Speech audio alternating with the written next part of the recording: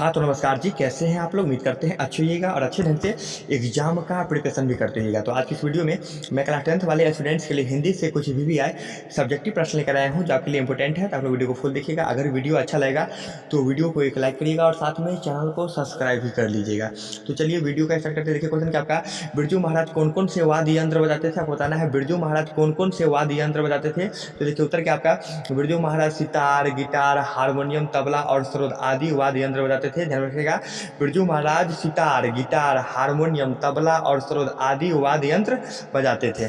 अगला प्रश्न देखिए, अगला प्रश्न आपका, बहादुर के चले जाने पर निर्मला को किस बात का अफसोस हुआ? आपको बताना है बहादुर के चले जाने पर निर्मला को किस बात का अफसोस हुआ। तो देखिए उत्तर क्या आपका, बहादुर के चले जाने पर निर्मला को इस बात का अफसोस हुआ कि बहादुर चोर नहीं था, उस पर चोरी का झूठा आरोप लगाया गया। कहने का मतलब यह है कि बहादुर जब चल जाता है तो निर्मला को इस बात का अफसोस अर्थात एहसास होता है कि बहादुर चोर नहीं था, बहादुर पर चोरी का झूठा इल्जाम लगाया गया था। आरोप लगने पर निर्मला ने बहादुर को बहुत भला बुरा कही थी। यानी जब चोरी का आरोप लग गया तो निर्मला ने बहादुर को बहुत भला बुरा कही थी।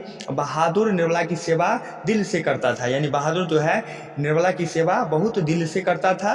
तो उम्मीद करते हैं यही प्रश्न आपको समझ में आया होगा। अगला प्रश्न देखिए, अगला प्रश्न आपका, लेखक ने नया सिकंदर किसे कहा? आपको बताना है लेखक ने नया सिकंदर किसे कहा है। तो लिखिए उत्तर क्या आपका, जो व्यक्ति भारत के धार्मिक, सांस्कृतिक, प्राकृतिक एवं राजनीतिक गौरवपूर्ण इतिहास से अनजान है उसी को लेखक ने नया सिकंदर कहा है। कहने का मतलब यह है, जो व्यक्ति भारत के धार्मिक, सांस्कृतिक, प्राकृतिक एवं राजनीतिक गौरवपूर्ण इतिहास से अनजान है अर्थात अपरिचित है, उसी को लेखक ने नया सिकंदर कहा है। अगला प्रश्न देखिए, अगला प्रश्न आपका, सीता अपने ही घर में घुटन क्यों महसूस करती है? आपको बताना है सीता अपने ही घर में घुटन क्यों महसूस करती है। तो देखिए उत्तर क्या आपका, सीता के पति के मरते ही घर की स्थिति दयनीय हो गई, बेटों में आपसी भेदभाव उत्पन्न हो गए। कहने का मतलब यह है कि सीता के पति के मरते ही घर की स्थिति जो है ना दयनीय हो गई और बेटों में आपसी भेदभाव यानी झगड़ा उत्पन्न हो गए।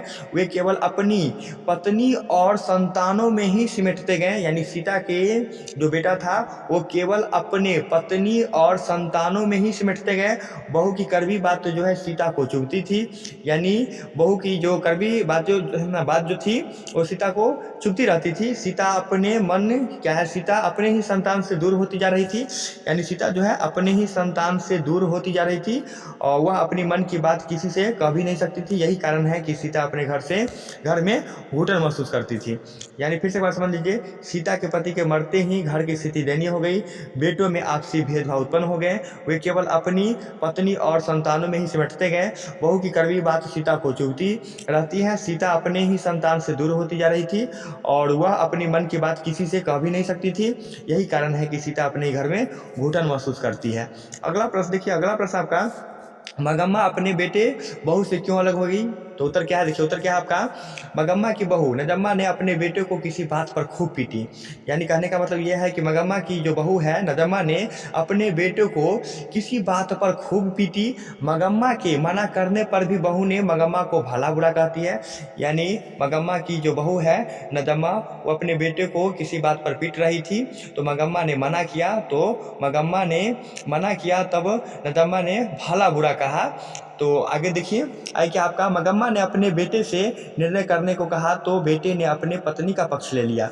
यानी जब झगड़ा हो रहा था तो मगम्मा ने अपने बेटे से कहा कि आप निर्णय कीजिए, तो निर्णय करने के लिए कहा तो बेटा ने अपनी पत्नी का ही पक्ष ले लिया और बेटा बोला, अगर मैं अपनी पत्नी को छोड़ दूं तो वह बेसहारा हो जाएगी। यानी बेटा जो है अपनी माँ से बोलता है अर्थात मगम्मा से बोलता है, अगर मैं अपनी पत्नी को छोड़ दूं तो वो बेसहारा हो जाएगी। तुम्हारा क्या है माँ, तुम्हारे पास गाय बैल और पैसा है, तुम कहीं पर भी गुजर बसर कर लेगी। और मगम्मा ने अपने बेटे के इरादे जो है पढ़ लिया, यानी कहने का मतलब वो उनका फैसला पढ़ लिए और वो अपने बेटे और बहू से अलग हो गए, यही कारण था। तो उम्मीद करते हैं ये वीडियो आपको समझ में आया होगा। तो वीडियो को एक लाइक करिएगा और साथ में चैनल को सब्सक्राइब जरूर कर लीजिएगा। ओके, तब तक के लिए बाय, मिलते हैं नेक्स्ट वीडियो में।